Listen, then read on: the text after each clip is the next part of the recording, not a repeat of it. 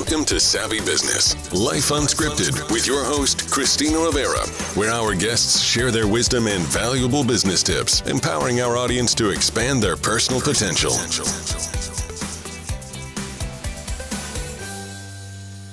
Hi, Abby Marks Beale. Welcome to Savvy Broadcasting Life Unscripted. I'm so grateful to have you here today. You're going to talk with our audience about a very interesting topic we've never covered, and that is speed reading. You're a speed reading expert.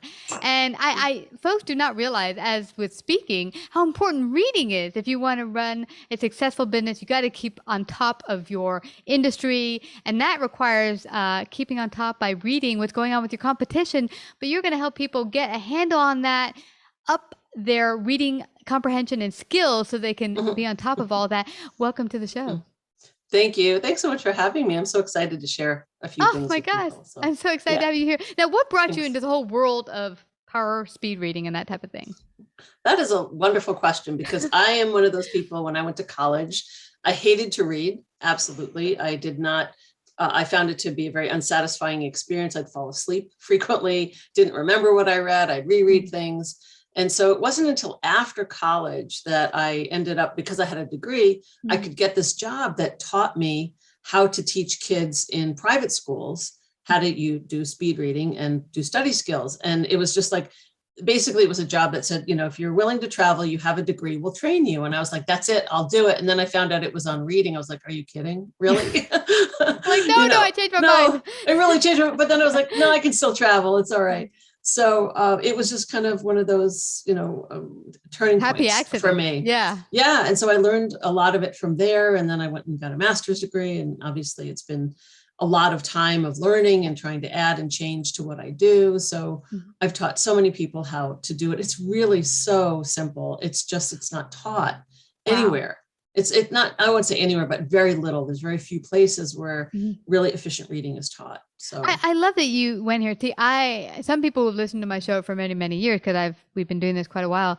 I was in high school with extreme dyslexia, which did not get diagnosed till 10th grade. And I just thought, I'm a dummy. I can't read. And then that's what I thought, until I got a wonderful tutor who sat me down and they did this testing and they said, you're not a dummy. You've got some issues, but we're going to help you. And through her help, I learned to love reading. And I still love reading. It's now become a little more challenging because I hate wearing glasses and I need to wear reading glasses. But I love reading just for fun. But what's more important is the ability to read and get what you need quickly, because our time is limited. So I find it interesting when you say read effectively and efficiently. What are the things we're not taught in school with regards to this? Well, I will tell you, but I first want to make sure that your audience understands when you hear that, at least the way I look at the term speed reading, it's not about reading fast and not understanding, because some people think it's like, why would I read fast? Because I'm not going to understand anything. And I call that speed looking. That's not speed reading. So what my definition of speed reading it's a set of active, mindful, and conscious strategies that allow you to get what you need quickly from any reading material in an efficient and effective manner. So it's not just reading fast. It's a set of strategies, and it goes under this big umbrella called speed reading. I love it. Yeah. So these active strategies are things, they're very simple things. Just to be basic is, where are you reading? Are you laying in bed reading your business material and you're wondering why you're going to sleep? Or are you being distracted? Is your cat sitting on your computer? It's like, if you're being distracted or the phone's ringing, the email's going off, it's, your texts are going, it's like, you're not getting the focus that you need. You need to monofocus when you read. That's another concept to think about in this, ADD world that we're in. It's so hard to stop and just focus on one thing. And so it's important to be aware that that could be an issue as well. Yeah. For some people. You know what I'm finding interesting for me, like when I went to college, the thing that was hardest for me, because like I had just a couple of years earlier realized I had dyslexia and had a tutor work me through all of that. But what I found was very helpful in college is, they're putting all this stuff on the board and I can't write that down quick enough and get comprehension of what's going on. So what became beneficial for me is my kind of learning style was more auditory. And so I would listen really carefully and just write down keywords to each point that we were hitting, Good. and then just put a bullet point and a keyword. And oddly for me, when I would get home and look at those, notes, which don't really look like notes, they're just words and bullet point, I could recall the whole lecture in my head just from those bullet points. It was like my way to get all the information. Is this some of what you're talking about? I mean, because everyone, learns differently, I'm guessing. So one of the active mindful strategies is identifying with your eyes and brain what the keywords are when you read. And usually they're just bigger than 3 letters in length, but it's really, it takes a little bit of understanding and a little bit of practice, but it's almost like reading the headlines of newspapers as you're reading paragraphs. It's like, what are the main ideas here? And let's not look at the words like to, if, at, for, and, but, they're just not as important as those bigger words are. And they keep you more active, mindful, and conscious because you're seeking out meaning instead of just floating your eyes across the line. So it is similar to what I was doing auditorily. Similar, yeah. Got it. Yeah. Got it. And it was helpful to me to do that. Now, I like hearing that we could do that with reading. Now, to learn to do this, is this a very long time consuming thing, or could you learn to do this fairly quickly? I think you can do it quickly. I've created a course called Rev It Up Reading that I've put online, and it takes the whole thing from soup to nuts, beginning to end, which includes other strategies besides eye movement strategies.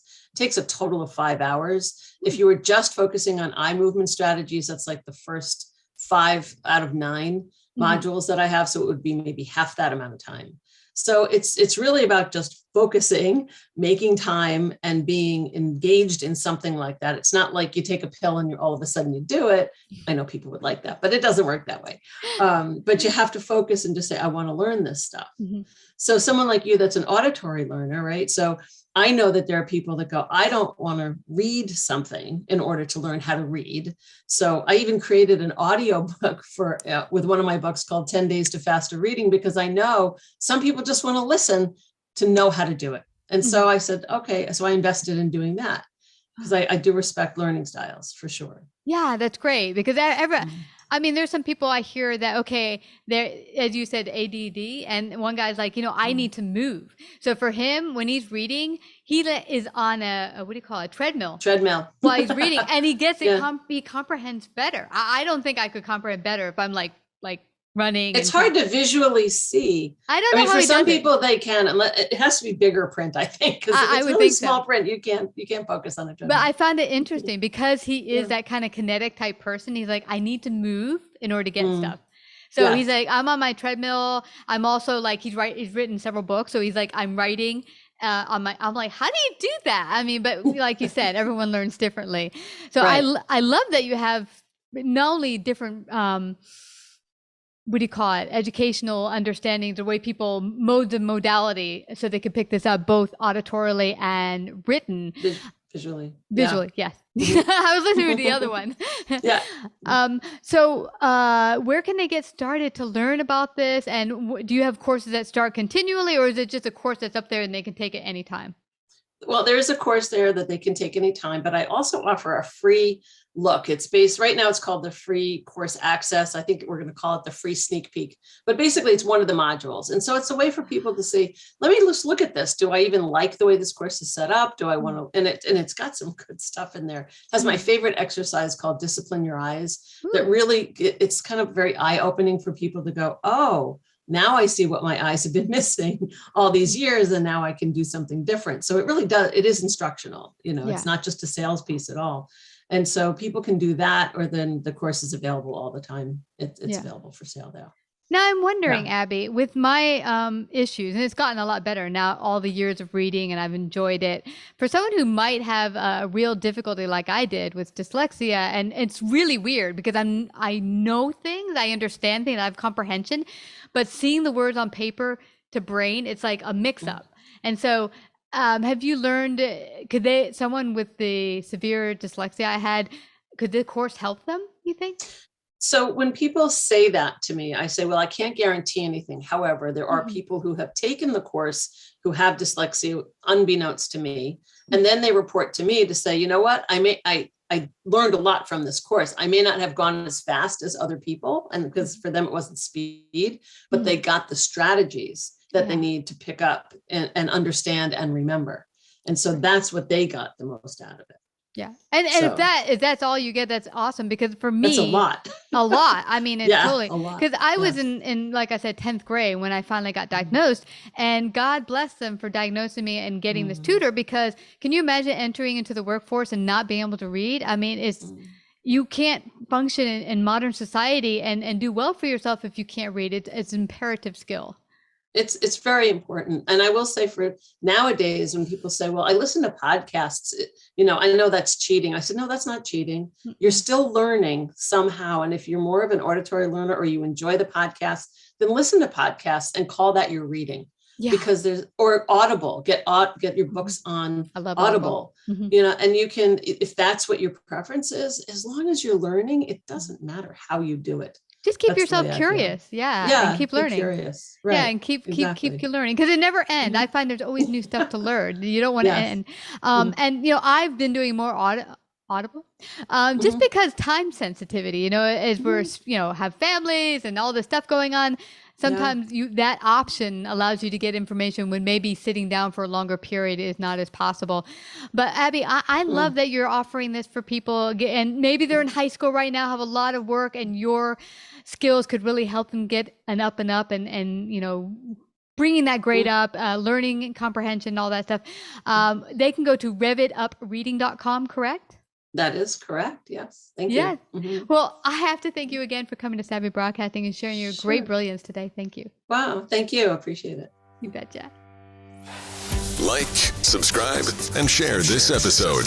To listen to more savvy episodes and savvy biz tips, go to www.lifeunscriptedradio.com. To find out about our paid sponsorship opportunities or how to become a guest, email Christina at lifeunscriptedradio.com.